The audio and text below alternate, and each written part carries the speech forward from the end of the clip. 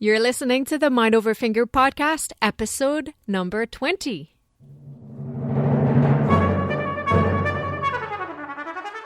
Welcome to the Mind Over Finger podcast, discussions on mindful music making, efficient practice, and building a purposeful career.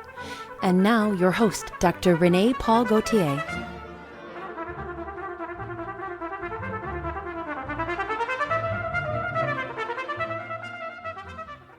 Hi, everyone.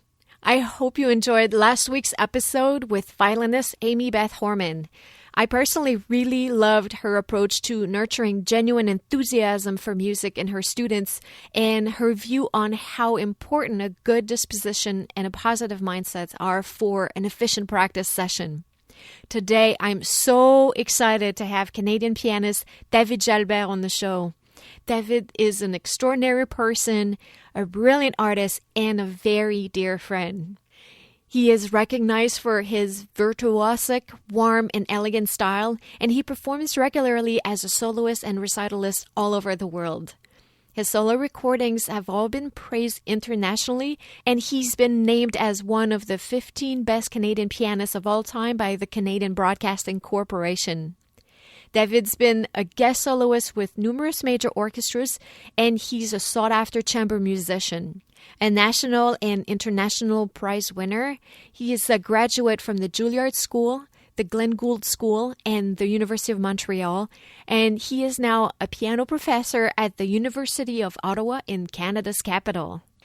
We had a great conversation and covered many topics, from finding yourself as an artist to the importance of confidence in our progress and how to learn and memorize music. David and I also have a little bonus for our French-speaking listeners. We will continue the discussion in French following the English. Alors, si votre langue est le français, restez des notes pour attraper notre conversation en français aux alentours de la 55e minute. It was so wonderful to have this chance to discuss music making with David. As I just said, he's incredible and also hilarious. And I know you will really enjoy his approach to all things music and find tons of value in this episode. Let's go to the show.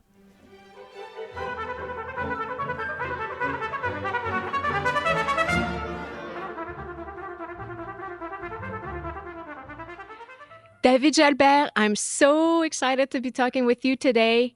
And we're also going to have some fun and continue the discussion in French a little bit later. So for my French listeners, stay tuned. David, you and I have known each other forever, and it's been such a joy to watch your career grow and grow throughout the years. You and I had the chance to play chamber music together many times. I'm a huge fan of your playing, and I always love watching your way to approach music and hearing about the way you learn and practice repertoire. And this is what I would love for us to discuss today. But before we dive in that good stuff, please tell us about you and your musical trajectory. What is your musical story? I'm not sure where to begin. Perhaps with the fact that I began piano totally randomly at age 4, I find that story somewhat amusing. We lived in a small town in Gaspésie at the time, and my dad asked me, "Would you like to take piano lessons?" And I wasn't sure what a piano was, so I said yes. And here we are today. That's basically it. Then we moved back to Rimouski, where I lived for a long time afterwards, which is a small town in eastern Quebec by the St. Lawrence River. And then I kept taking piano lessons for a little while going to school. And then I entered the Conservatoire at age 9, because, you know, the province of Quebec, and you've been through that as well, has a network of conservatories, which is a really amazing resource for young musicians. And it really keeps the whole province afloat with high-level music making. I find it's an extraordinary resource. So once I entered there, we had this amazing program. It was half-time conservatory and half-time school, you know, from grade 4. So grade 4, 5, 6, I was at this school and having a half day to practice and to take music lessons and theory courses and history and harmony and all these things. So you get ahead very early. And the generation that did this in my hometown really produced a lot of musicians, and the program died out afterwards in later years. But that was really a shame, I thought, because it really gave me a good kick in the butt to keep going, And Sœur Pauline Charon was the teacher teaching me there. She's a wonderful teacher. She was an organist and also a pianist, so she had a great ear for Bach, and she was, demanding, and I'd never had a demanding teacher, at that kind of level before, and she forced me to practice a lot, and I found it quite hard at first, I thought, but then she put me on to doing competitions, at 10 years old or so. There's this national competition in Canada called the CMC, the Canadian Music Competition, and it covers the whole country. You start with your kind of regional stage, and then if you do well enough, you go into the provincial stage, and then to the national final, right? And you play different repertoire at each stage. So I found that really motivating, because I got to meet other kids who were doing what I was doing and hear them and meet astounding people such as René Paul Gauthier, for instance, a 12-year-old miraculous violinist playing the Tchaikovsky concerto like you wouldn't believe. I don't know if you've heard about her.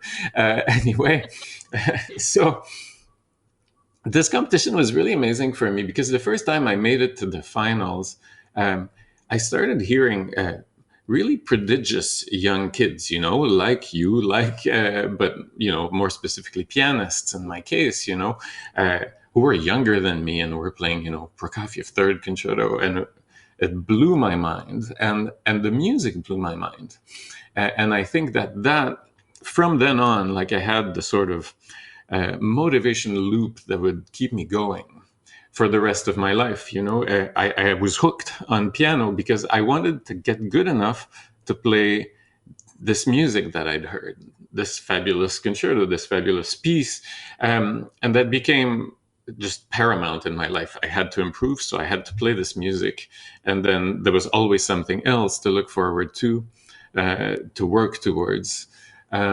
So that's basically how I got going, and I stayed with this teacher for a long time, but then I started winning competitions and things took off a little bit. I don't know if you want me to keep going at this point. Yes, I'd love to hear about what happened after the conservatory.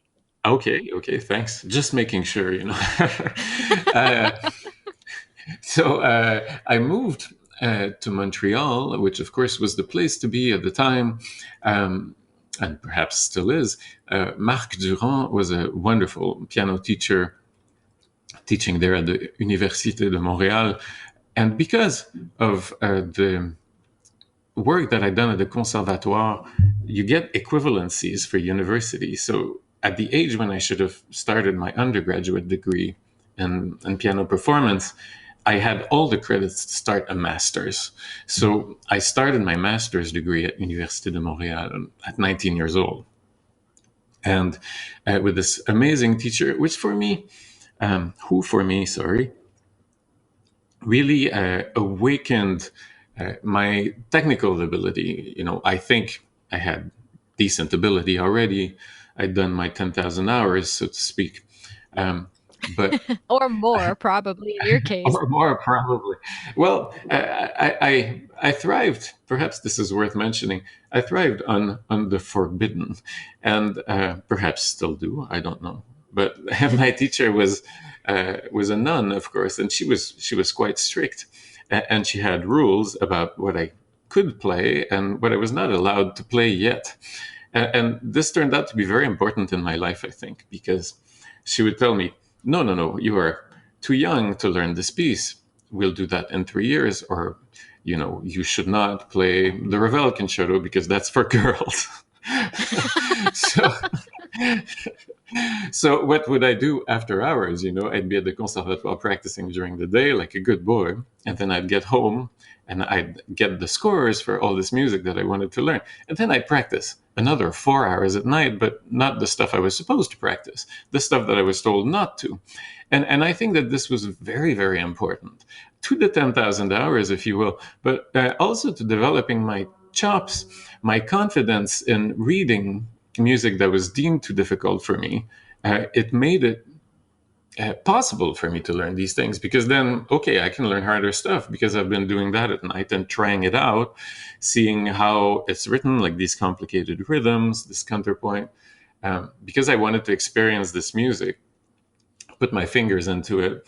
I was doing this full time, basically. So I think it really developed my pianism at a very early age, And then when I got to study with Marc Durand, really was able to teach technique in such a refined way. There was not a technical problem that he didn't have a very simple physical solution to, right? And then it really expands your horizons further, because things that you thought looked unplayable, all of a sudden you have a teacher who tells you, no, you can do it. This is how to do it. Practice this way. It's going to work. And then doing that, and it worked. So this was really huge for me. And I'd worked at summer academies with him a little before. This is around 18, 19 years old. So I'd already won CMC. I won the OSM competition right then. And then I started touring. So I was still in school, but I had these concerts with some orchestras. And also I was doing tours with Jeunesse Musicale du Canada at the time. So solo recitals and also chamber music. So at around 20, things were already rolling. I was quite busy professionally, even though I was still in school and learning and having a lot to learn.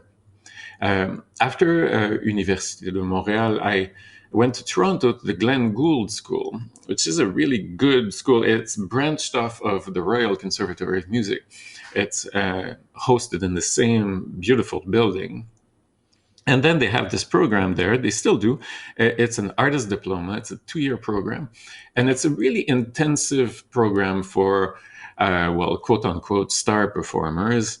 There were about 8 of us in it at the time only, and you would get lessons with a ton of teachers, So Marc Durand was also teaching there. He was already my teacher in Montreal. But then I was in the André Laplante's studio at the time, who's still one of my favorite pianists on earth and a good friend. Leon Fleischer, the great American pianist, was traveling there about 6 times a year to give master classes to our little group of students. And John Perry also. And then through these 4 kind of main teachers, I also had master classes with Gilbert Kalish, Merlin Engel, Claude Franck. So a lot of, celestial luminaries of piano. And it was extremely confusing because I simply had too many teachers, and you'd end up playing the same piece for all of them. And they all had different things to say, often contradictory. So you found yourself preparing Schumann's Carnival to play for André Laplante one week. And then you tried to adapt your performance to what you knew he was going to like. And then you had to play it for Fleischer. And you'd also try to change things around in order to have Fleischer look kindly upon you. And so it went for all the other teachers. And then you'd play it for Marc Durand and then John Perry. And it was dizzying, So after 2 years of that, I think I was playing at a very good level, but I was mighty confused about who I was. And somehow I got into the artist diploma at Juilliard after that. I met Jerome Lowenthal at Music Academy of the West, and he became really one of the great people in my life. I love him to bits, and we're still in touch all the time. So I met him in Santa Barbara over a summer in California, and then I auditioned for this artist diploma at Juilliard and got in. And he was wonderful for me because the only thing he cared about was not whether your Schubert was timed exactly in the way that Fleischer desired it, or if your French music was played with exactly the colors and the timing that Marc Durand wanted. He didn't care so much about these things. He cared about you being a convincing musician with a strong personality.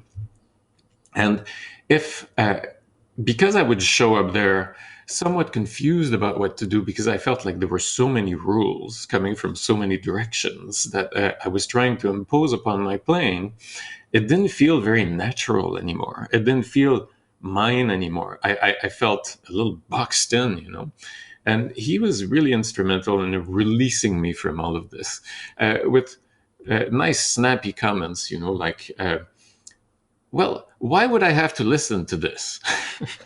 uh, you know, if you played a passage in a way that was, correct, or that you'd been instructed was the correct way to do it, he'd just interrupt you and tell you were boring and that you were wasting his time. So this was so good for me. It forced me to constantly make choices rather than be in this labyrinth in my head as to what I wanted to do musically. He forced me to have an answer and to have it be the one that felt the most natural to me after all I'd learned. What does it distill down to? Who am I, And it really made my playing, I think, my personality come into much sharper focus at that time. So I'm immensely grateful for that. And that's right around the time I started recording, actually. So thankfully, there's very little trace of my playing before then. So I already had an agent by then, in fact, because, as I said, I was already performing a lot in Canada. And Mr. Lowenthal and his partner, Ursula Oppens, who's an amazing, great American pianist who's recorded so many, premieres, creations of great works by Elliott Carter, John Corigliano, Frederick Rzewski. She put me in touch for my first recording with Corigliano and Rzewski and arranged for me to meet them. And that was spectacular for me, because I got to work with them on the pieces that I then recorded for my first CD. So I felt then I was kind of on my way, and I was finished with school, and I moved back to Canada and started playing full-time in earnest. That's such an amazing story, David.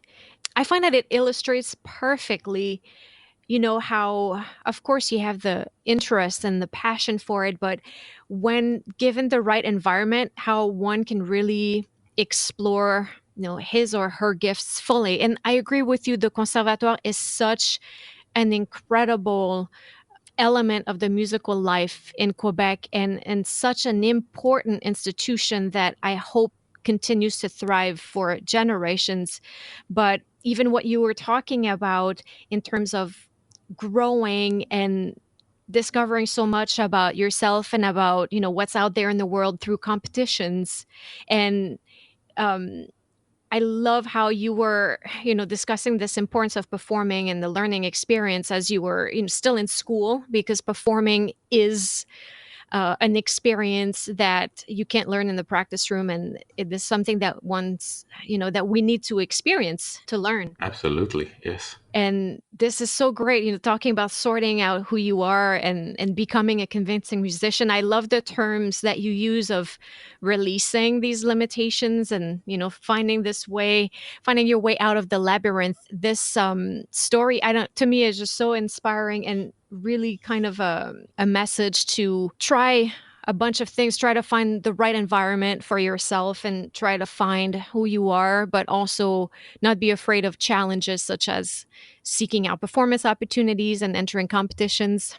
Great story. Thank you so much for sharing. Oh, you're most welcome. And what's coming up for you in the next few months? Are there any noteworthy projects that you're currently working on for the spring that you'd like the listeners to know about?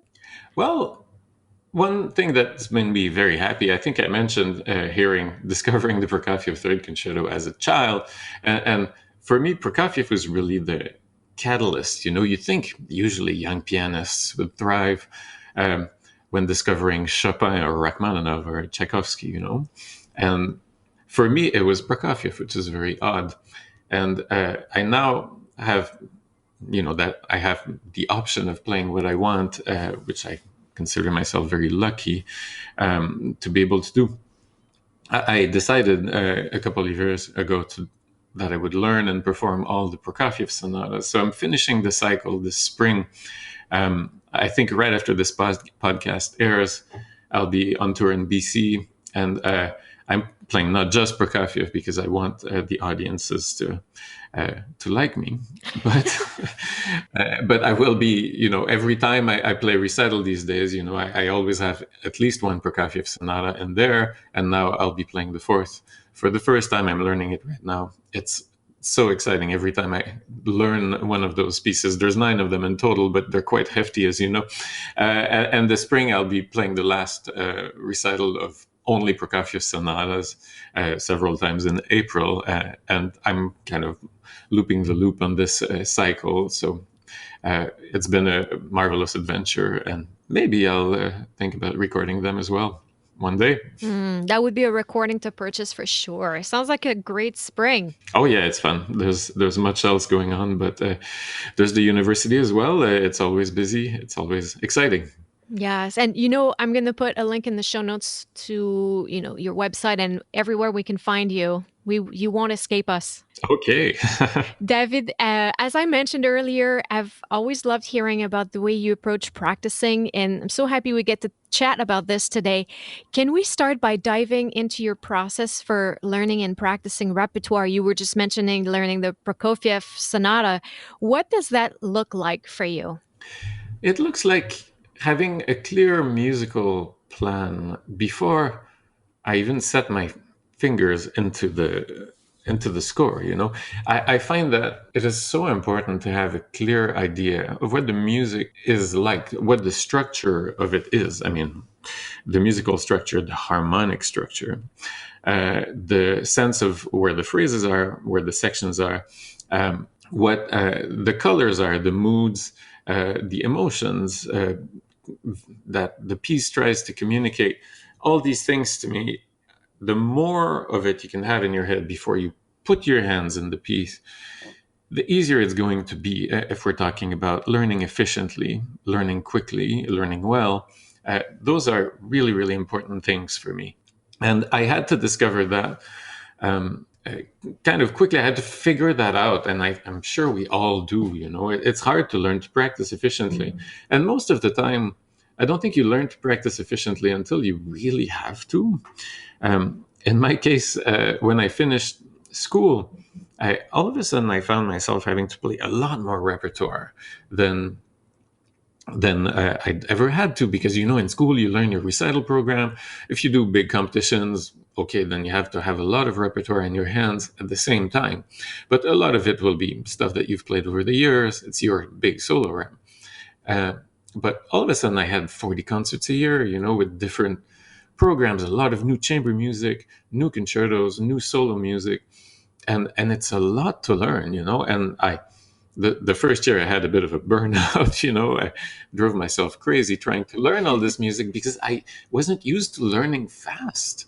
I was used to taking my time and taking in all the great advice from my teachers to, practice very, very slowly and to really learn the piece with your arms, to discover the motions, to give yourself a massage with the piece. I still like all those techniques, they really work, and to really figuring out how you want to move, to learn your technical choreography in the piece, right? And to always control the sound and have beautiful free sound without tension anywhere in your body and your arms. And that takes time and it takes patience. So that was my way of going about it. And all of a sudden I had to learn stuff, snap, snap, chop, chop right now, So when you don't have the luxury of time, you discover that, in fact, you can learn faster. And you can learn faster and quite as well as you had been learning stuff, but it's like you have to go through that ring of fire, in order to discover that you're able to accelerate the process. That you're going to have to step outside your comfort zone. Yes, I can memorize this sooner than I usually do. Yes, I can get this up to speed sooner than I usually do. And I felt like I had a few years where I had to learn how to practice more efficiently because I had more to learn. And then once I was through those years, I was a different person in terms of speed and ease of learning, practicing, and in terms of efficiency. This kind of trial by fire really made me now a very efficient practicer. I believe I might have strayed away from your question a little bit, but I thought that point was worth making. Very important. Yeah, I am sure that some people don't need to suffer quite as much as I did in order to get to this point. No, they can listen to what you're about to say and learn from it. But I mean, I did meet people who were, at a young age, very, very fast learners and very confident. It's really about confidence in so many ways, right? I find that I was probably able to learn quite as fast and almost as well before I was 22, 23. But I don't think I trusted myself to do so, or that I trusted myself to take that into the world, right? To take that on stage after less time than usual and believe that it's going to work because I can do this. And that's such a key part of it. I mean, technique, there's so much to it, right? But the key aspect of the great virtuosos is that they're confident. They have full belief that what they're going to do is going to work. They're not going to miss that run. They're not going to miss that passage. It doesn't matter how much pressure you put on them. And of course, you achieve that through endless practicing, But the ultimate goal is to make it look like you didn't have to practice, like it's so easy for you. And that's really, that's the essence of virtuosity, But that very essence is as much about work as it is about self-belief, You have to just decide, this is going to work. I can make it sound great. It worked in my practice room 10 times, that's enough. It doesn't need to work in my practice room 2,000 times before I trust it in public, And that's when you really start saving time. And I would compare that, like you watch great pianists who achieve that level of absolute ease, Martha Argerich, obviously, Vladimir Horowitz. These are such virtuosos that they make everything sound like they're improvising it. And you can transfer that to other arts or other sports even. I'm a tennis fanatic, of course. And to me, watching Roger Federer play on grass with this absolute ease and absolute belief is really the same as watching Martha Argerich play or watching Meryl Streep act, The technique is so perfect that everything seems to just emanate from them in the most natural way possible. I remember Federer saying in an interview that when he was playing at his best, the feeling, the only way you can describe it, is that he plays every shot without having any fear of missing ever. So total belief, total self-confidence. And the best concerts I've played have been when I've been in that state where nerves just can't distract you. They can't be there because you're beyond that in terms of how at ease you are with the work that you're about to play. You reach this stage of flow. Yeah, that's right. That's right. I don't know if I've skipped a lot of steps in my describing that, but that's the goal, right? That's the goal. And my way to get there faster than I used to, or to get close to that anyway, is to have a great understanding of the piece before I put my hands into it. Because I find that if you do start learning, and perhaps especially for pianists, because we have so many more notes on top of each other to learn, because we have cross rhythms, it's very long. It's a longer process, I find, for pianists to learn a particular piece. If you're playing chamber music with pianists, that the pianist will need a few more days than the string player is to be able to get through the part somewhat. Anyway, that's my sense. Maybe I'm just terrible, but I always feel like I need a little more time than my fellow string players. But because of that, I find that if you really know where the music is going before you put your hands into it, you save a lot of time. Because when you're groping in the dark in a score that's really thick and complex, say with new works, sometimes you can't have the luxury of listening to several versions of them. You can always study the score, but it's not quite as instantaneous, you have to grope in the dark for so long, and then it takes a lot longer to figure out a piece. So in order to be efficient, I always tell pianists, make sure that you know the piece before you start learning it. And then it's also much more pleasant to learn, fun to work on, and you achieve your goals much more quickly. And it allows you to look for your real interpretation more quickly, to be doing the real thing that matters, which is to look at the music and what you want to do with it, what it means to you, and what your performance of it is going to be like. And do you do that by listening to a lot of versions and a combination of listening and score study? Exactly, yes. And sometimes, if you have the luxury of being a teacher, I find that teaching the piece ahead of time is amazing. And I've tried to do that over the years. If I had to play a new concerto, miraculously, one of my students would find themselves learning it the year before. And that's really, really useful. And after that, once you have that clear idea, what would be the next step? Then I sit at the piano and I start, practicing the piece, playing the music. I'll always focus first on getting it memorized, if we're talking about solo music, because it's always the biggest hurdle to between you and the performance, and the solo piece as a pianist. It's how soon can I get this memorized so that I don't have to worry about it? And I find that as soon as it's memorized, then that's acquired, and you can really work on making the piece better, making the tempos exactly what you want them to be. You see, I tend to memorize pieces before I'm really able to play them, in fact. I'll memorize them in slow motion if necessary, but that's the first goal when I start practicing. So figuring out, of course, the fingerings, the tricks, how am I going to play this or that? And after just, say, 3 times reading through any given piece, I'm already memorizing. And then it usually doesn't take me very, very long.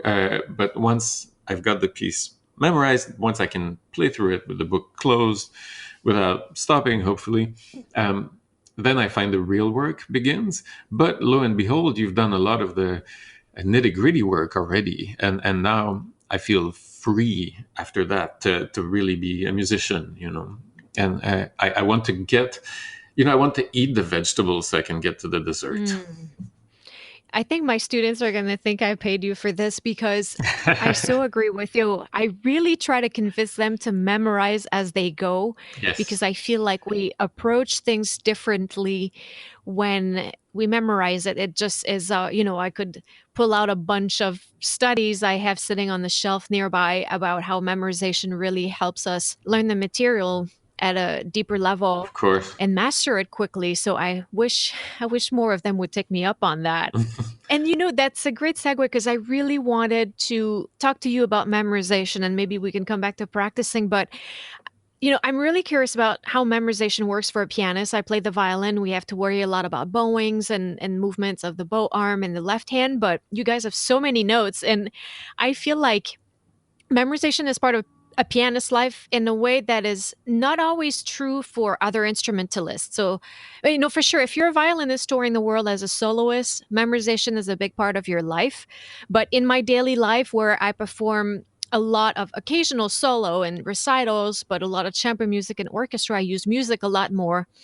And I often see pianists memorizing passages in the context of chamber music or even collaborative responsibilities. I've seen you do it, where there's a difficult passage with tons of notes or a bad page turn and the pianist ends up just memorizing it.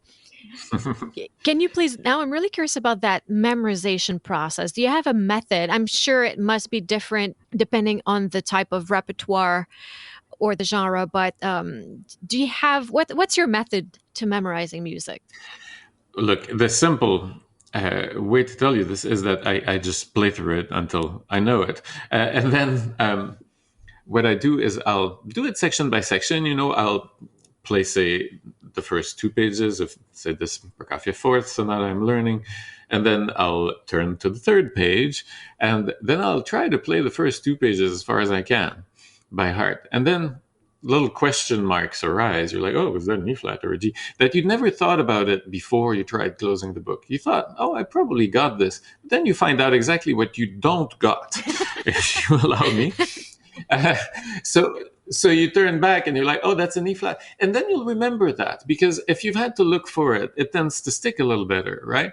So then I'll try to get through those 2 pages or that short section by heart. And by then it's pretty much memorized. Um, of course, there's different types of memory. There's the visual memory, there's the oral memory, that's AURL naturally, and the sort of physical choreographic. How do you pronounce that goddamn word in English? I don't know. Choreographical memory. God, life is hard for us, francophones. So those 3 types of memory are all playing an essential part in how you manage to learn a piece. I find that one important aspect of my memorization process is to have the visual memory transfer from being a memory of the page itself into being a memory of my hands on the keyboard as I play the piece. And once you achieve that, you've really freed yourself from the score. You don't want to forget the score. You want to remember that accent or that mezzo forte and what have you. But I find that when the visual cues are transferred from having to look up to the score to seeing where that lies on the keyboard, where your hands are, I find them a lot further naturally. That spells out being detached from the score in itself. But I find that that's the key objective, right? And that's something you can accelerate, right? If as you learn the piece, you're not glued to the score. If you right away you try to look at your hands, oh, what does this look like? And then you'll probably catch some stupid fingerings in doing so, and that's always a good thing. Or have different ideas about what it should look like choreographically, because when your eyes are glued to that 2x4 in front of you with music on it, you're not really paying attention to what you're doing on the keyboard, what you're doing with your arms. Am I moving right? Am I jumping stiffly to this or that chord? And I think you can be much more efficient if you right away take a chance to look at your hands as you play something, which forces you to memorize very small bits of the piece, which eventually all add up to knowing the piece itself by heart, right? You just fill in the gaps eventually. But all these little ways to not take detours in how you learn, because you will eventually look at how your gestures work on the keyboard. Look right now, like, okay, this little 2-bar pattern, okay, I can play this. I don't need to look at the score. Okay, what am I doing? What are my fingerings? And then you've learned it, And what you're describing sounds a little bit like what I talked to the students about, and I called mapping, where you the process of mapping is different for everyone because we all understand things a different way.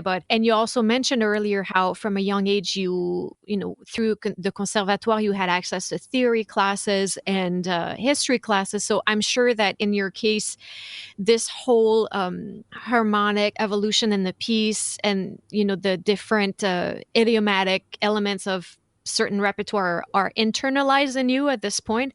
But the mapping process means you look at a score and you see the patterns and you see the chord Yes. progressions and you see the different articulation, and all of this becomes integrated in the memorization experience. And when you're memorizing it, when you're actively trying to memorize as you learn, all of these things get noticed so much quickly. And I love what you were talking about, how you try to play by memory and then you make a little mistake and go back and check, because I was reading a bunch of studies about that topic, and they do explain how this is a form of testing, what you're mentioning, where you're kind of testing your memory. And we really learn through testing. This act of trying to recall elements is really what helps us learn faster. So This is absolutely true. Yes, the testing is I guess exactly what I do, and what I tell my students to do as well in order to memorize quicker. Just try. Have you tried? Well, try 1 page. Let me close the book, play as far as you can, and so what is it you missed? Okay, look, it's a C sharp. You'll remember now. Right. And the harmony is, of course, is essential. And I'm very lucky to have a very good ear and to have been trained from a young age. I had this seminar at University of Montreal, a harmony seminar for pianists with Luce Baudet was an extraordinary teacher of harmony. She was a student of Nadia Boulanger in Paris. So she brutalized us with that course. In the seminar for pianists, she would make us sit in front of the class and do transpositions. She'd put a Beethoven sonata in front of you. Oh, okay, so this is in D major. Let's do it in A flat major, and here's your tempo. So this was really, really a great experience in growing up fast harmonically. However, as much as that's helped me, her amazing clarity about harmonic language has really been a big help in memorizing large tonal works, right? Especially complex romantic ones, like say Third Chopin Sonata, right? These works that modulate a lot and in very complex ways, but within the realm of tonality. It's really helped clarify things for me, and for sure, it helps memory a lot because if you have a sense of harmony, you're much less likely to put the wrong chord. With pianists, it's often between the two hands. If they have memory problems, people who are likely to have memory problems are able to grope with the left hand to find the right chord, to match the right hand, and not find it, right? And that's something that's kind of out of the question for me. If I have something that looks like a B major chord in my right hand, I'm not going to go and play D minor in the left hand as I'm groping around to find what I should be playing, because my brain refuses to do that, right? It's been hardwired, internalized, as you say. However, I play a lot of 20th century music, and I memorize that too. And I memorize Ligeti etudes, and in that music, I still use harmony as a way to memorize, even though it is not real harmony. I will look at chords, a cluster even, and I will remember it by, okay, so this is a sort of jazzed up a C major with a G sharp, and I get a picture of the chord in my head, and I'll remember it in relation to other clusters, but I see a connection, a musical connection between them, and a logical progression between them. And even though it's not pure harmony, in the narrative of the music in my head, these things follow each other and must follow each other. And that is how I think I managed to be solid memory-wise. Because even in atonal music, I map the piece, as you say, and I'm able to forge a musical path that is inevitable. I cannot go from this cluster to that other cluster that's unrelated to it, or because I see a narrative progression which replaces tonal harmony. Amen. I love that. Amen. There's so much in what you just said that we can all start applying today, if we're not already. We can talk about memorizing fugues. Such great information. How about a round of rapid fire questions before we switch to French? Oh, yeah, sure, as you want. For the people who are dreaming of a career that resemble yours, can you tell us a little bit about what your life looks like? Well, my life is very interesting. I find I'm very lucky to have it. Now I'm a full-time professor of piano at the University of Ottawa. I've been for 10 years. For 8 years before that, I was just a full-time pianist, so I've had the chance to experience both worlds. I'd say I was ready to teach when the offer came, because it's very lonely otherwise. And to see the same people week after week, to follow them, to me is immensely enriching. And I value that a lot. So what my life looks like as a consequence of this blessing is complete hell between September and May, and then relative relief and freedom in the summer. So because I still have a very active career, I perform a lot during the school year, right? And that's extremely difficult and demanding, rewarding also. But by the end of term, I'm kind of down in the dumps, I'm so tired because you're so busy with email, with teaching, and then you have to practice at night. You basically have to practice at night. There's no other way, you've been, say, at work from 10 a.m. to 6 p.m., and then you come home and you do email, and you're like, okay, got to practice 4 hours now. Just have to, because I'm playing this concerto next week, and this is not going to learn itself, and you want to remain very competitive. I don't want anyone to know by my playing that I'm teaching. That's very important to me, so that's what my life is like during the school year. And then, you get long breaks in this job, which is great because then I have like a month over the holidays and then almost 4 months during the summer. So it's really manageable. But with the travel, one needs to be very, very organized. That's for sure. My life needs to be regimented to the day. I know exactly what, say, any day 6 or 7 months from now is going to be like, because I've had to plan the travel. I've had to plan even the practicing down to a T. Every single day for a long time ahead has to be completely planned out. Is that a good answer? Oh, that's amazing. It definitely planning is key, I find, for a lot of professionals, and that's Oh, yeah. often the biggest awakening for people who are leaving school and entering the work life, is how they thought it was going to get less busy, and they quickly find out it does not slow down; it actually speeds up. So, Oh, that's right. Oh, you need to be organized, and I think that in school it's an important skill to teach students, and the ones who are organized from day one have a much easier time when crunch time comes. At the end of the school year, when they have a lot of things to perform and exams at the same time. You can tell the ones who've been planning their time well, and those who didn't, and they pay a high price. yes. What skills do you think young musicians studying today should acquire in addition to learning to play their instruments? Maybe organize their The time. organization. I find, since I talked about something very practical in organization, I, I think culture is so important. And because we are operating in the high arts, and of course, there's so many important aspects of it that we need to look at in different ways scientifically. We were just talking about different techniques to memorize, to learn, cognitive behavioral techniques to teach yourself a piece. This is all super important to know. But we're in high culture, right? In classical culture. And I find that the students that have an interest in literature and cinema, in history, are, they kind of have an advantage because it is an integral part of what we do, and certainly something that I've always been interested in. Every other art and reading. Because of the social media age, I find that the attention span of my students is diminishing year after year because we're glued to these phones all the time. And I see it in myself. I have to tell myself, no more reading Twitter. You keep scrolling, and you have to pick up a book.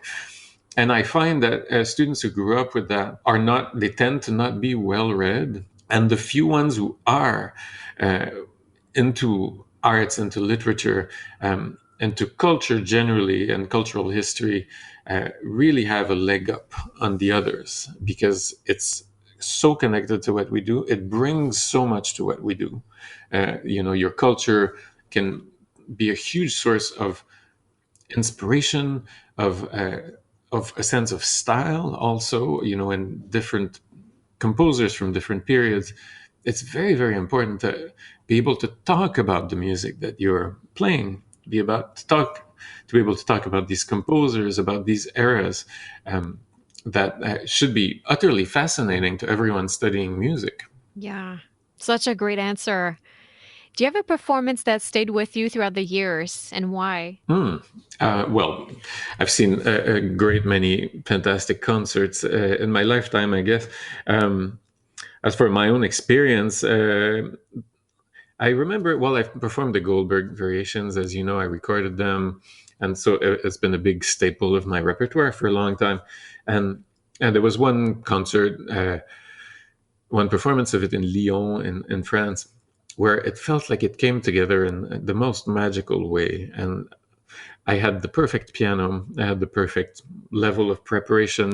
Right that week, I was so on top of the piece. I'd performed it, maybe 15 times already, but it felt like that night it's the best I've ever felt on stage with something this difficult and elaborate, perhaps.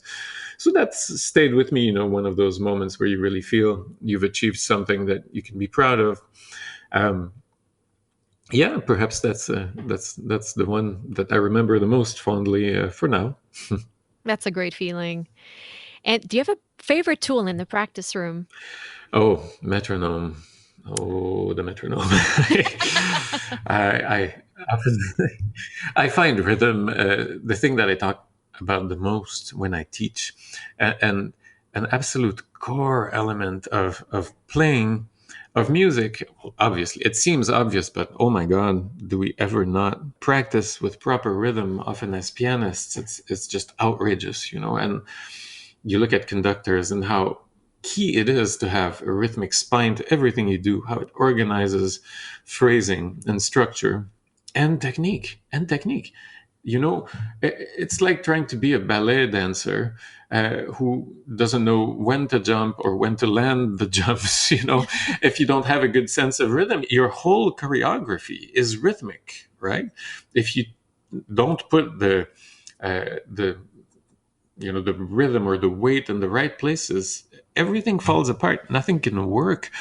And if it can still work technically, it'll sound bad musically. So, metronome, absolutely. I tell students to practice with metronome all the time. They say, even in Chopin? Yes, even in Chopin. That's funny.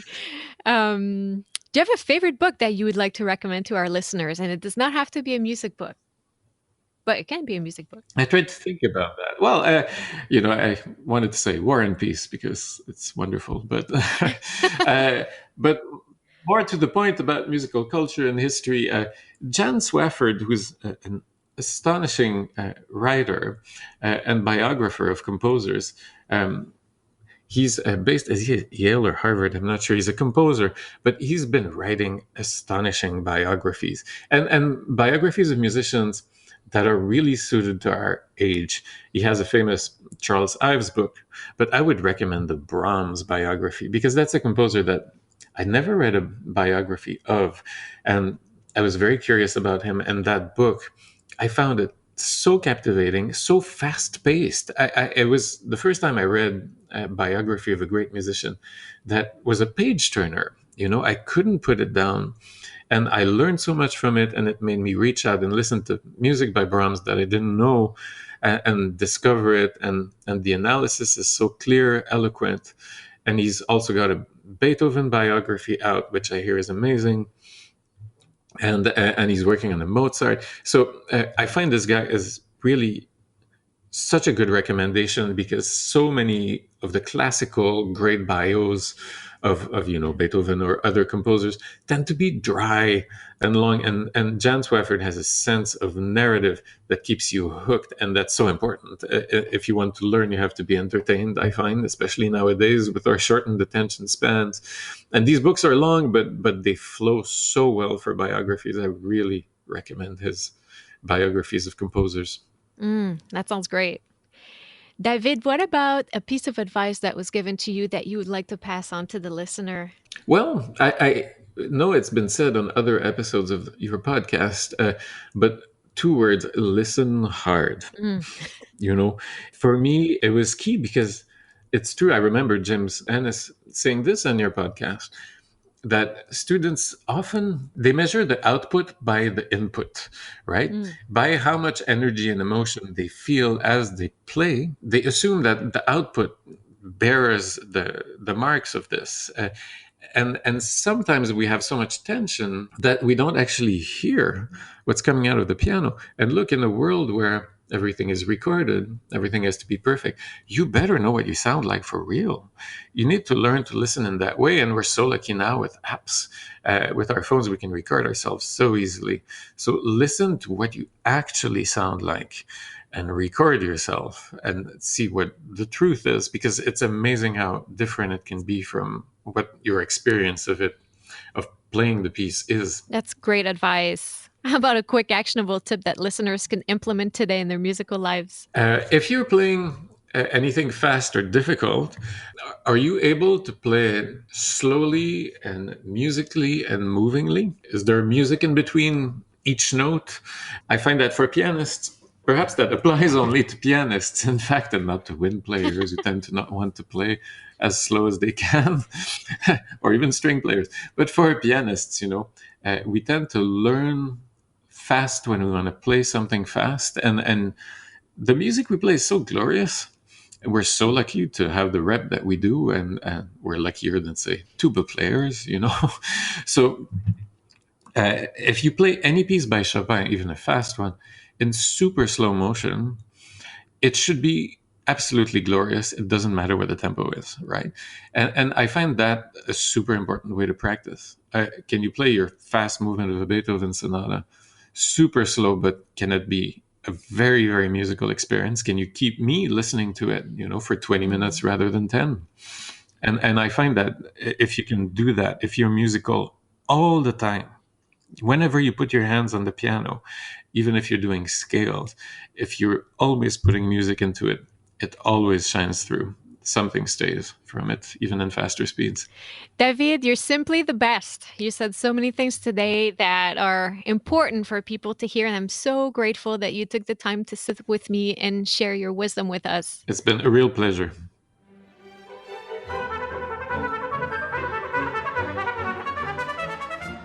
Thank you guys so much for listening. I hope you enjoyed this chat with David Jalbert.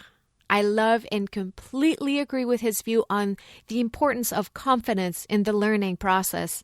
And it's a great reminder for me to try and always find ways to nurture this self-confidence in myself and in my students. I also walk away really inspired by all the information he gave us about learning and memorizing. I could not agree more with him that memorization begins even before we start to practice a piece on our instruments, but that it starts with getting familiar with the score first. I would love to know what your favorite takeaway from today's show is, so look for Mind Over Finger on Instagram or Facebook and join the conversation on social media. Let me know what inspires you, what specific questions you have about mindful practice, and what other topics and guests you would like to hear about in future episodes. If you're looking for a community of mindful practice enthusiasts, join the Mind Over Finger tribe at facebook.com/groups/mindoverfingertribe. There you'll find inspiration, motivation, and support, as well as information and discussions on how to take your practice to the next level and enjoy the process. As always, you can find the show notes for this episode and more resources on mindful and deliberate practice at mindoverfinger.com. You can find more information about David by visiting his website at davidjalbert.com. Next week, I'll be talking to Emmanuel Abraham, violinist and founder of the hugely popular Facebook group, The Violin Guild. We discuss his unorthodox path and his approach to mindful and efficient practice. If you've enjoyed this episode and found value, please do me a favor and head over to iTunes to rate and leave a review. The reviews help people find the podcast, and I really appreciate it. French speakers, stay with me, and to the rest of you, thank you, and à bientôt.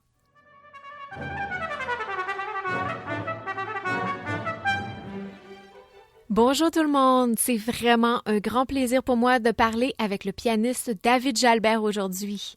David est reconnu comme étant un virtuose élégant et chaleureux au répertoire éclectique et il se produit régulièrement avec orchestre ou en récital à travers le monde. Ses enregistrements ont été acclamés par la critique et il a été nommé l'un des 15 meilleurs pianistes canadiens de tous les temps par la CBC. Son intégrale des Nocturnes de forêt a été sélectionnée comme la version moderne de référence par le jury de la Tribune des critiques de disques de France Culture et ses enregistrements des préludes et fugues de Shostakovich, des variations Goldberg de Bach et de musique américaine et russe ont tous connu des succès similaires. David s'est produit avec de nombreux orchestres majeurs et est un chambriste accompli. Il a été lauréat de plusieurs concours nationaux et internationaux, a remporté 5 prix Opus et a été 4 fois nommé au prix Juno.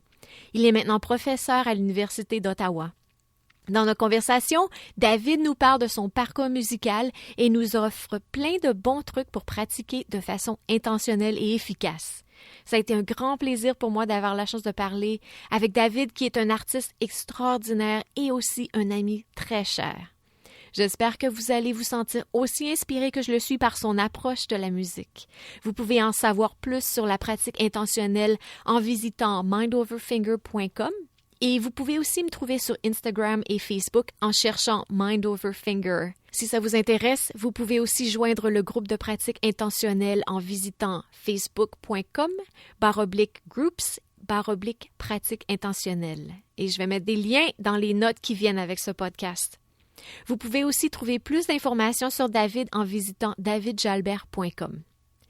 Je prévois de recevoir d'autres invités francophones dans les mois qui suivent, alors c'est un rendez-vous. Et maintenant, ma discussion avec le merveilleux David Jalbert.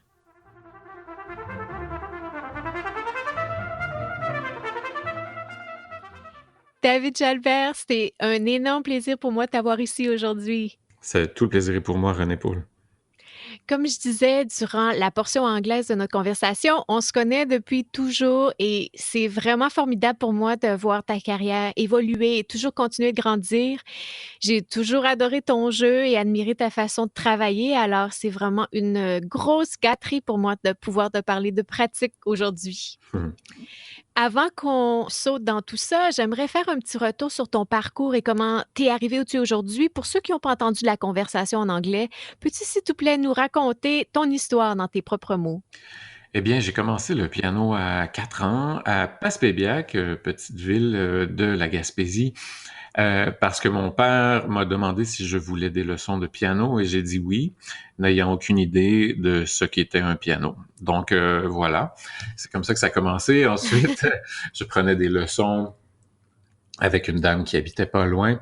Et puis on est redéménagé à Rimouski, qui a un conservatoire. Et puis à 9 ans, je suis entré au conservatoire. Et puis là, j'étais en 4e année à l'école. Et puis, il y avait ce programme extraordinaire de mi-temps musique. Donc, on faisait une demi-journée à l'école et une demi-journée au conservatoire, tous les jours. Donc, en 4e, 5e, 6e année, j'avais la chance d'être dans ce programme-là. Et puis, ça m'a vraiment aidé énormément parce que on avait une pratique supervisée tous les jours. Et puis, on avait des cours, évidemment, de théorie, de solfège, d'harmonie, histoire de la musique, tout ça. Donc, ça pouvait faire avancer notre niveau énormément. Puis, la génération qui a suivi ce programme-là, ça donne énormément de musiciens de très, très bon niveau. Malheureusement, ils n'ont pas continué très longtemps avec ce programme, mais c'est quelque chose d'extraordinaire. J'ai trouvé que ça m'a vraiment lancé sur la bonne voie, en fait. Et puis, sœur Pauline Charon, qui était mon prof à ce moment-là, était aussi beaucoup plus sévère. Alors, tout d'un coup, au conservatoire, j'avais une professeure qui me faisait vraiment travailler, qui m'inscrivait à des concours, et puis de participer au CMC, au Concours de musique du Canada, à partir de l'âge de 10 ans, pour moi, ça a été vraiment une grande, grande motivation, parce que, évidemment, j'étais compétitif comme tous les petits gars, mais d'avoir la chance d'entendre d'autres jeunes qui faisaient ce que je faisais, puis qui travaillaient dur, mais de les entendre jouer et surtout de découvrir la musique qu'ils jouaient, parce que à 10 ans, j'avais pas une grande connaissance du répertoire de piano, et puis j'ai commencé à le découvrir en écoutant d'autres jeunes musiciens qui souvent étaient plus jeunes et bien meilleurs que moi, alors ça me donnait un coup de pied au derrière, et puis je trouvais ça fascinant. Et pour moi, c'est ça, le fait d'entendre des nouvelles œuvres que je voulais absolument pouvoir jouer. Donc, je me disais, il faut que je devienne assez bon pour apprendre telle ou telle pièce que j'ai entendue. Et puis, c'est ça qui m'a gardé motivé à travers toutes les années du secondaire, qui sont parfois plus difficiles là, pour la motivation. Moi, c'était l'amour de la musique et le désir de devenir assez fort pour pouvoir jouer toute la musique que je découvrais, que je trouvais extraordinaire. Et puis, comme je me permettais, en fait, de l'apprendre, même si on me disait de ne pas le faire, ce qui sans doute était très utile, parce que sœur Pauline, une extraordinaire professeure, elle essayait de me régimenter un peu, elle avait bien raison, donc elle me disait, il faut que tu pratiques seulement les pièces que je t'ai données, que tu es supposé jouer à tel concours, à ton examen, et puis arrête de perdre ton temps quand tu pratiques à essayer de lire du répertoire que tu ne joueras que dans quelques années. Donc, évidemment, avec cet interdit, tout ça devenait beaucoup plus tentant, beaucoup plus sexy, vous comprenez bien. Alors, moi, j'allais à la bibliothèque du Conservatoire en cachette et puis je sortais les partitions de toutes ces pièces tabous et j'amenais ça à la maison. Et puis le soir, après ma journée de piano, après ma journée d'école, je passais des heures à lire et à apprendre ces pièces interdites qui étaient trop difficiles pour moi. Et puis, je les apprenais pour vrai. Ensuite, quand venait le temps de les apprendre quelques années plus tard, je les connaissais déjà. Et puis, je pense que l'histoire des 10 000 heures de Malcolm Gladwell, pour moi, ça a vraiment été le fait qu'on m'interdisait, qu'on me disait que telle ou telle chose était trop difficile, ou que telle ou telle pièce était pour les filles et non pas pour les gars. Ce qui était un concept amusant que mon professeur avait à ce moment-là par rapport à certaines œuvres. Eh ben ça me motivait d'autant plus à aller travailler, à ouvrir la partition, à voir comment c'était écrit, à mettre mes mains dedans, à écouter, à découvrir. Et puis ça a été super important pour moi. Et peut-être qu'elle savait, sœur Pauline, que tu faisais ça et c'était sa tactique pour te faire pratiquer plus. On en a parlé après, et puis je pense elle a reconnu que dans mon cas, ça avait été qu'elle aurait pas dû m'interdire ci ou ça, mais en même temps, je lui disais non, t'as très bien fait parce que ça donnait exactement le bon résultat. Ah, c'est formidable. Mais bon, elle est très wise. Puis ensuite, tu as poursuivi tes études à l'Université de Montréal. Oui, c'est ça. Ensuite, je suis allé à l'UDM avec Marc Durand, évidemment un grand professeur que j'admire beaucoup, qui m'a tellement appris parce que lui, il avait vraiment une vision très objective de la technique. J'avais pas vraiment un sens raffiné de ce qu'était la technique avant de travailler avec Marc d'abord à Orford, ensuite à l'Université de Montréal. Mais pour lui, c'était très simple. Il y a une solution physique à tout. On a 2 mains, 5 doigts dans chaque main, si on est chanceux, et 2 bras. Alors, si tel autre pianiste peut jouer une œuvre que tu trouves qui a l'air impossible avec ces mêmes outils, eh bien, si tu bouges de la bonne façon, si tu fais les bons gestes, si tu utilises les bons doigtés, tu vas être capable de le faire aussi. Parce que tout ça n'est qu'une question physique. Il n'y a pas de don de Dieu pour jouer des doubles tierces. Il y a une méthode, et puis on peut l'apprendre. Et puis tout ça, pour moi, c'est une révélation. Alors, j'ai appris rapidement, j'ai vraiment inhalé la technique de Marc Durand, qui était pour moi quelque chose de vraiment fascinant, qui ouvrait toutes sortes de portes. Et puis comme, bon, je venais de gagner des concours, là, tout d'un coup, j'avais plein de concerts. Et puis, Marc m'avait fait des programmes.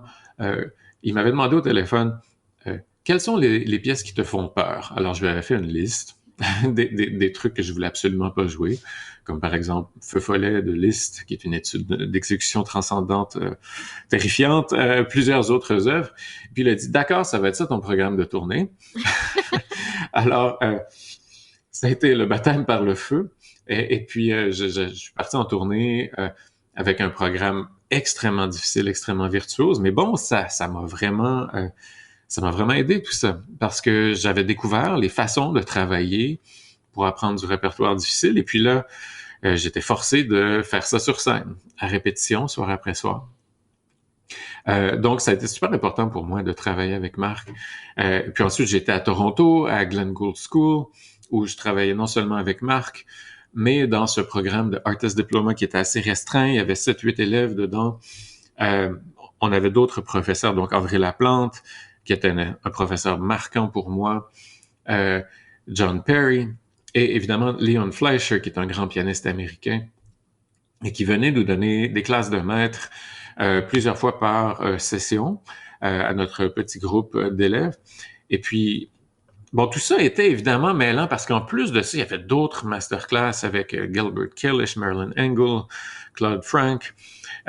Donc, c'était étourdissant, hein, tout simplement, d'avoir à jouer les mêmes œuvres pour tant de personnes différentes, souvent dans une période de temps très restreinte. Dans la même semaine, il fallait jouer telle sonate de Beethoven pour Fleischer, ensuite pour Marc, ensuite pour André. Et puis, il nous disait évidemment des choses contradictoires parce que les professeurs se contredisent tout le temps, même s'ils s'entendent autour d'un verre de vin. Et puis tout ça, c'était très mêlant parce que je suis sorti de là. Puis bon, j'avais des moyens, évidemment. Je faisais des concours, puis ça allait très bien, mais j'étais quand même mêlé en termes de qu'est-ce que je veux faire, moi? Parce que si j'ouvrais une partition, c'était comme, bon, je sais ce que Fleischer me dirait de faire ici, je sais ce que Marc voudrait, je sais ce qu'André voudrait, mais moi, qu'est-ce que je veux faire? Parce que là, tout d'un coup, je suis tout seul, puis il faut que je choisisse. Et puis, c'est pour ça que quand, ensuite, j'étais à Juilliard avec Jerome Lowenthal, qui est un homme extraordinaire que j'avais rencontré à Music Academy of the West, à Santa Barbara, en Californie. Avec lui, c'était très simple.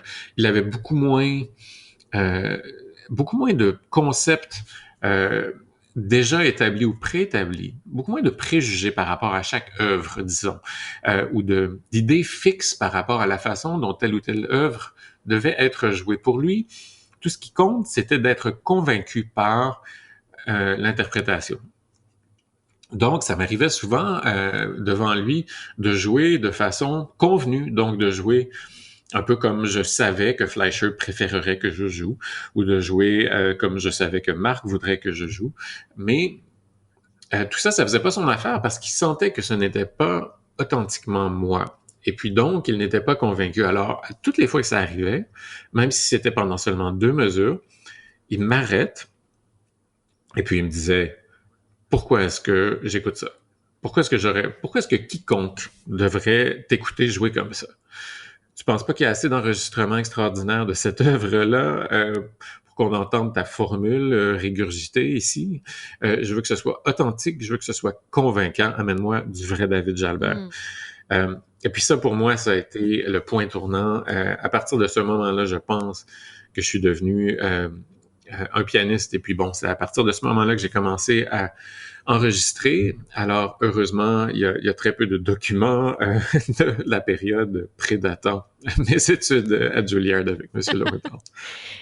C'est génial, j'adore ça de voir comment étudier avec M. Lowenthal a vraiment permis d'amener ensemble tous les éléments précurseurs de tous les éléments que tu as acquis avec les autres professeurs et puis là, tu t'es vraiment trouvé à travers l'enseignement de M. Lowenthal. Mm-hmm. Je trouve qu'il y a tellement de choses à apprendre en écoutant ton histoire, en pensant comme j'ai dit en anglais un petit peu plus tôt, en pensant à l'environnement qui a entouré tout ça, les choses auxquelles tu as été exposé, à quel point ça a été marquant dans ta progression. Vraiment très, très intéressant.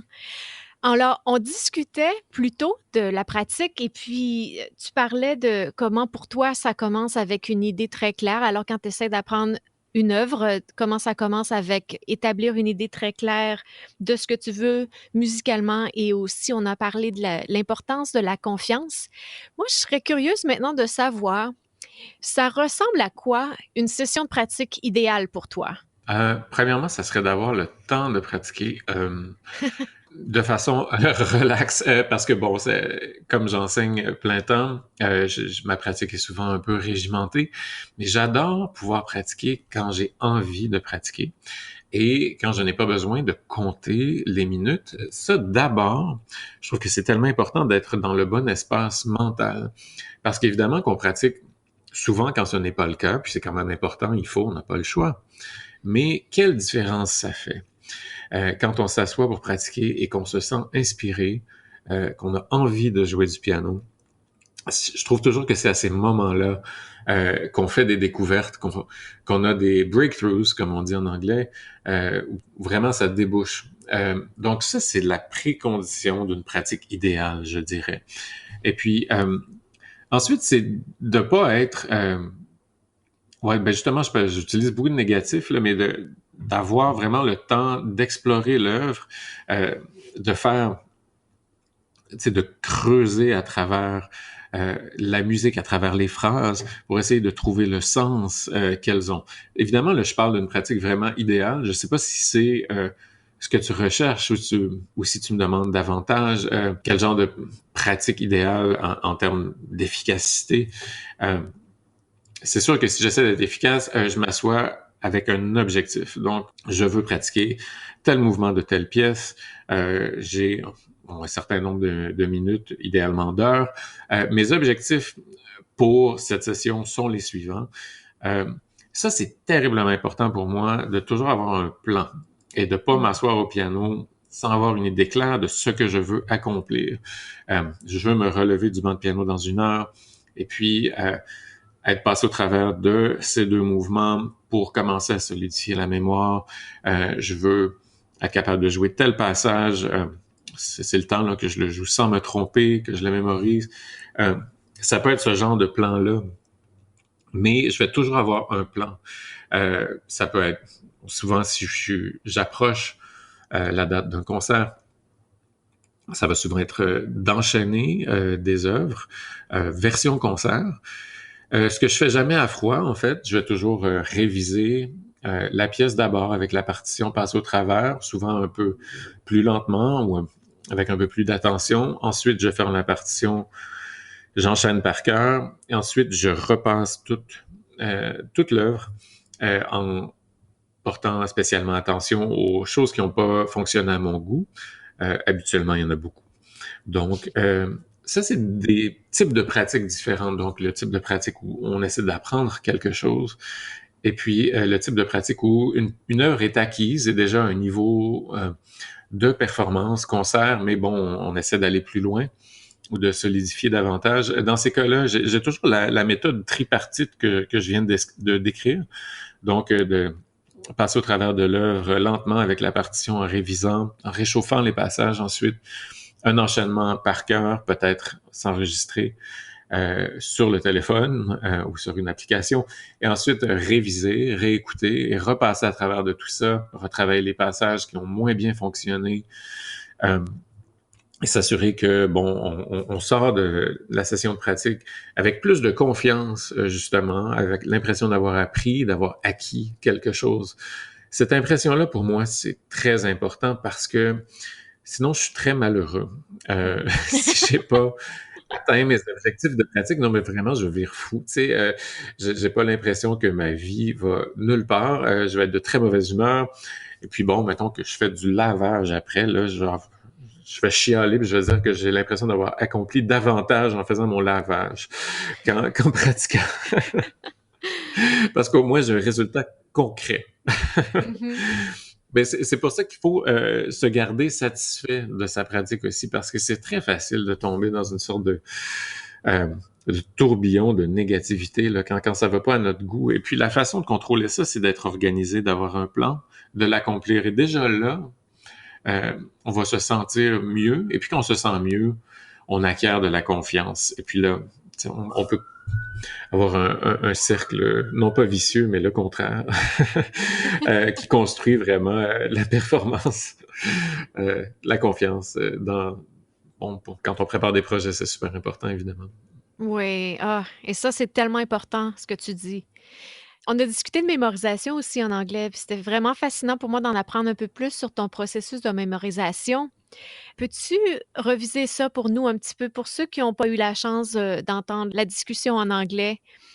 Comment tu décortiquerais ton processus de mémorisation, partant peut-être de l'apprentissage et en allant jusqu'à la finition? L'apprentissage commence pas au clavier, comme je l'ai dit dans la partie anglaise de l'entrevue.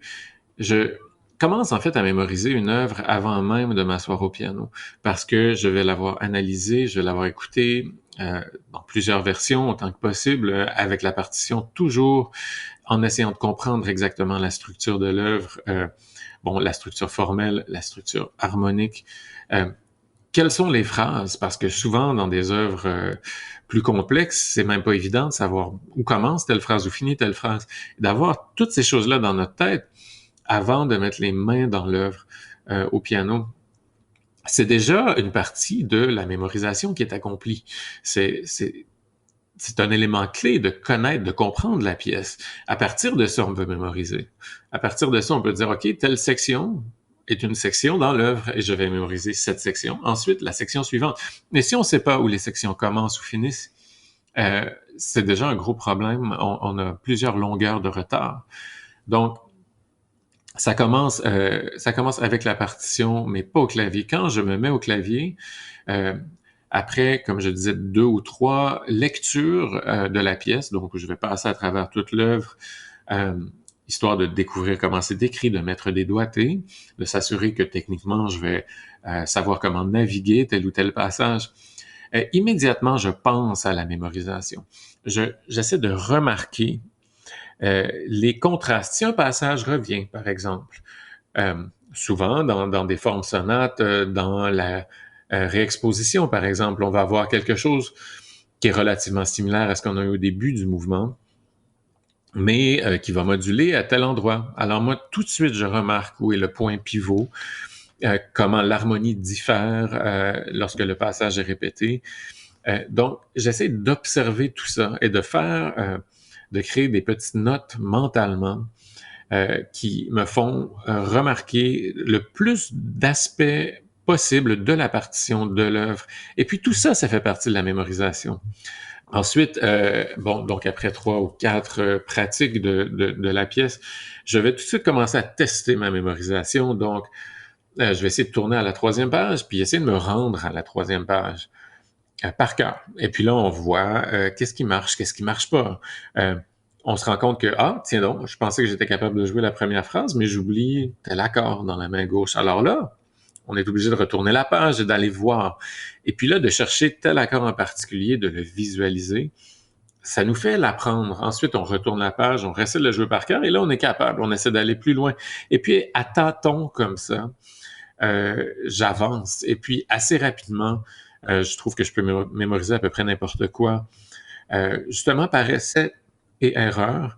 Et puis, en ayant toujours le radar analytique très, très allumé. Je pense que c'est comme ça que je fonctionne, en fait. Ça, c'est excellent. Il va falloir que j'écrive tout ça et que j'en fasse une affiche pour mettre dans mon studio pour que mes élèves puissent en apprendre. Moi aussi, en fait. David, s'il y a une idée ou un concept que tu espères tes élèves vont vraiment garder avec eux pour le restant de leur jour, une fois qu'ils ont terminé leurs études avec toi, qu'est-ce que ça serait? Très bonne question. J'espère qu'ils vont avoir une approche qui est toujours musicale et en même temps, bon, c'est holistique. Puis quand je dis musical, j'inclus là-dedans le respect du style du compositeur, le respect du rythme, le sens du son, parce qu'au piano, évidemment, la production du son, c'est très important. Ça a beaucoup à voir avec la technique, avec la chorégraphie, qui elle-même est intégrée aux aspects rythmiques de l'œuvre. Donc, peut-être que la seule chose que je veux qu'ils retiennent, c'est cette approche holistique où la technique, la musique et le rythme sont interconnectés, inséparables. Quelle belle réponse! Ouf! David, t'es non seulement un musicien extraordinaire, mais t'es aussi une personne formidable. Je pense que tout le monde peut l'entendre. Et ça a été un honneur pour moi de t'avoir à l'émission. Un grand merci d'avoir pris le temps de parler avec moi aujourd'hui. Un grand merci à toi, René-Paul.